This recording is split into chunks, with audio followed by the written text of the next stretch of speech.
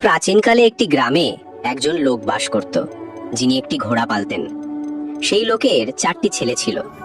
বাবার কাছে তারা 4জনই প্রিয় ছিল, কিন্তু তারা ছিল প্রথম শ্রেণীর বোকা। যখন সেই লোক মারা গেল, তখন তার ছেলেরা পরস্পরের সঙ্গে পরামর্শ করে বলল, বাবা তো এই দুনিয়া থেকে চলে গেছে, এখন এই ঘোড়াটাকে কে পালবে? তারা একসঙ্গে সিদ্ধান্ত নিল যে ঘোড়াটাকে কেটে নিজেদের মধ্যে ভাগ করে নেবে, আর প্রত্যেক ভাইয়ের ভাগে ঘোড়ার একটি করে পা আসবে।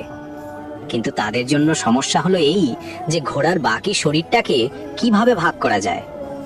তারা ঘোড়ার পাশে দাঁড়িয়ে এই হিসাব নিকাশ করছিল। এমন সময় একজন লোক সেখান দিয়ে যাচ্ছিল। সেই 4 ভাইয়ের কাছে জিজ্ঞাসা করলো, ভাইয়েরা, তোমরা কোন বিষয়ে নিজেদের মধ্যে ঝগড়া করছো? আমাকে বলো, হয়তো আমি তোমাদের সমস্যার কোনো সমাধান বের করতে পারি। 4 ভাইয়ের মধ্যে একজন উত্তর দিল, আমরা 4 ভাই, আপনি আমাদের বলুন, আমরা এই ঘোড়াটাকে নিজেদের মধ্যে সমানভাবে কিভাবে ভাগ করব? সেই লোক বলল, এটা তো খুব সহজ। এমন করো, এই ঘোড়াটাকে বিক্রি করে দাও, আর যে টাকা পাবে তা নিজেদের মধ্যে ভাগ করে নাও। 4 ভাই এই কথায় রাজি হয়ে গেল এবং ঘোড়া বিক্রি করতে শহরের দিকে রওনা হলো। পথে তারা একটি জঙ্গলের মধ্যে দিয়ে যাচ্ছিল। সেখানে রাত হয়ে গেল। 4 ভাই সারাদিনের ক্লান্তিতে জর্জরিত ছিল। তারা যেই শুয়ে পড়ল, তাদের ঘুম এসে গেল। তারা যখন গভীর ঘুমে মগ্ন ছিল, তখন রাতের কোন এক সময়ে একজন চোর সেখান দিয়ে গেল। সে দেখলো 4 জন লোক নিশ্চিন্তে ঘুমাচ্ছে আর জোরে জোরে নাক ডাকছে। চোরটি ধীরে ধীরে ঘোড়ার দিকে এগিয়ে গেল, ঘোড়ার দড়ি খুলে দিল এবং আস্তে আস্তে ঘোড়াটাকে নিয়ে সেখান থেকে পালিয়ে গেল। কিছুক্ষণ পর এক ভাইয়ের ঘুম ভাঙল। সে দেখলো ঘোড়াটা সেখান থেকে গায়েব। তৎক্ষণাৎ সে অন্য ভাইদের জাগিয়ে বলল, আমাদের ঘোড়াটা চুরি হয়ে গেছে। এক ভাই হাই তুলতে তুলতে বলল, ঘুমাও ঘুমাও, রমজান খান নিয়ে গেছে, হয়তো সকালে দেখা যাবে। সকালে যখন 4 ভাইয়ের ঘুম ভাঙল, তারা রমজান খানকে খুঁজতে বেরিয়ে পড়ল। পথে তারা একটি উটের পায়ের ছাপ দেখলো। তখন তাদের মধ্যে একজন বলল, দেখ, এটা উটের পায়ের ছাপ। দ্বিতীয়জন বলল, ভাই, এটা একটা পুরুষ উটের পায়ের ছাপ। তৃতীয়জন বলল, এই উটটা তো এক চোখে কানাও মনে হয়।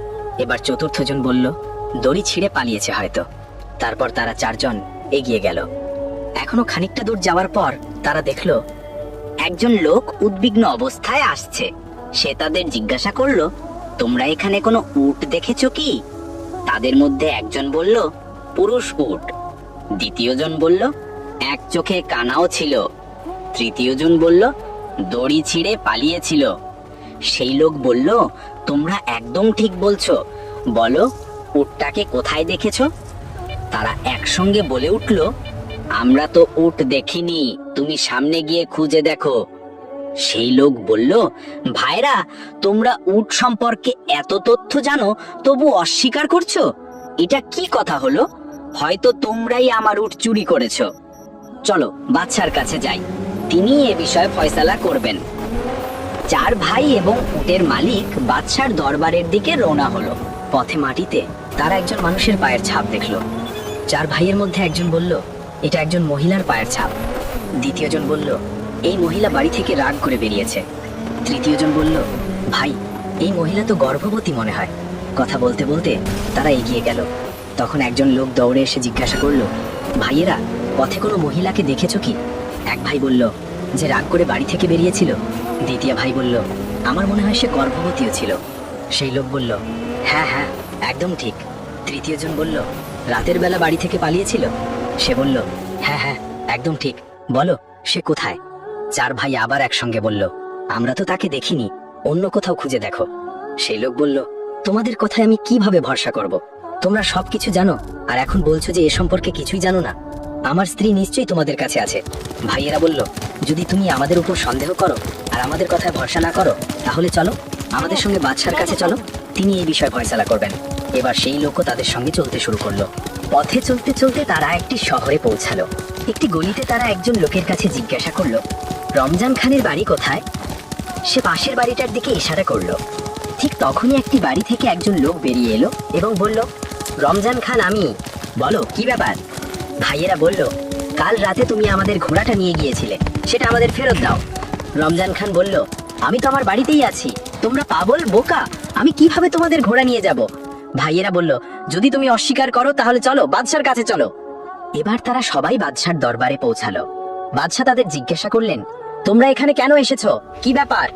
তারা বলল, আমরা ন্যায় বিচারের জন্য বাদশার হুজুরে হাজির হয়েছি।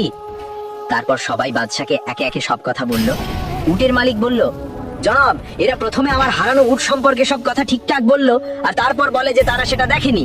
উট চুরি করেছে নিশ্চয়ই এরাই, আমি ন্যায় বিচার চাই। দ্বিতীয় লোক বলল, আমার স্ত্রী রাতে বাড়ি থেকে বেরিয়েছে আর এরা তার সম্পর্কে একদম ঠিক তথ্য দিয়েছে, তারপরও বলছে যে তারা তাকে দেখেনি। আমার স্ত্রীকে অপহরণ করেছে এই চারজনই, আর কেউ নয়। বাদশা চার ভাইয়ের কাছে জিজ্ঞাসা করলেন, তোমরা নিজেদের পক্ষে কি বলতে চাও?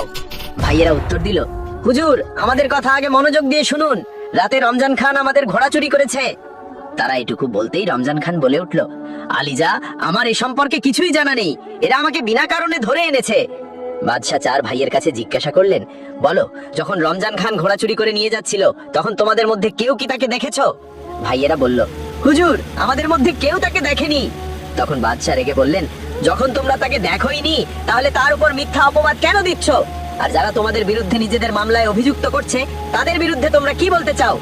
এই চার বোকা ভাই বলল, হুজুর, এরা আমাদের উপর মিথ্যা অপবাদ দিচ্ছে, আমরা অপরাধী নই, আসলে আমরা গায়েবের ইলম জানি, আমাদের সবকিছুই ইলমের মাধ্যমে জানা হয়। বাদশা বললেন, যদি তাই হয় তাহলে আমি তোমাদের পরীক্ষা নেব এবং দেখব তোমরা সত্যি গায়েবের ইলম জানো নাকি গল্প বানাচ্ছ। এজন্য আমি একটি জিনিসকে আরেকটি জিনিসের ভেতরে লুকিয়ে রাখবো। যদি তোমরা সঠিকভাবে বলতে পারো তাহলে আমি মানব যে তোমরা সত্যি গায়েব জানো এবং নির্দোষ। তারপর বাদশা একটি ডালিম আনালেন এবং তা একটি সিন্ধুকে বন্ধ করে জিজ্ঞাসা করলেন, বলো, এই সিন্ধুকের ভেতরে কি আছে? চার ভাই একে অপরের মুখের দিকে তাকাতে লাগলো। বড় ভাই বলল, কোনো গোলাকার জিনিস আছে। দ্বিতীয় ভাই বলল, এর মাথায় একটি ছোট মুকুটও আছে। তৃতীয় জন বলল, এর মাঝে দানা দানা আছে। চতুর্থ জন বলল, কেন বলছো না, সিন্ধুকে ডালিম আছে। এবার বাদশার বিশ্বাস হলো যে এই ভাইয়েরা সত্যবাদী এবং তারা গায়েবের ইলম জানে। বাদশা রমজান খানকে বললেন, এই ভাইয়েদের ঘোড়া ফেরত দাও, নয়তো এর মূল্য পরিশোধ করো। আর অন্যদের বললেন, তোমরা গিয়ে তোমার উট আর তুমি তোমার স্ত্রীকে খুঁজে বের করো, কারণ এই ভাইয়েরা সত্যি গায়েবের ইলম জানে। রমজান খানের কাছ থেকে ঘোড়ার মূল্য আদায় করে চার ভাই সেই টাকায় ভেড়া ছাগল কিনে নিল এবং নিজেদের গ্রামের দিকে রওনা হলো। দুপুরের সময় তারা একটি জঙ্গলে পৌঁছালো, যেখানে গাছের ছায়া ছিল এবং ঠান্ডা হাওয়া বইছিল। চার ভাই ক্লান্তিতে জর্জরিত হয়ে পড়েছিল, তাই তারা সেখানেই নিশ্চিন্তে ঘুমিয়ে পড়ল। যখন এক ভাইয়ের ঘুম ভাঙলো, সে দেখলো একটি ছাগলের বাচ্চা গাছে উঠে গেছে আর ভেড়ারা জাবর কাটছে। সে তার ভাইয়েদের বলল, চুপচাপ উঠে পড়ো। ভাইয়েরা জিজ্ঞাসা করলো, কেন, কি হয়েছে?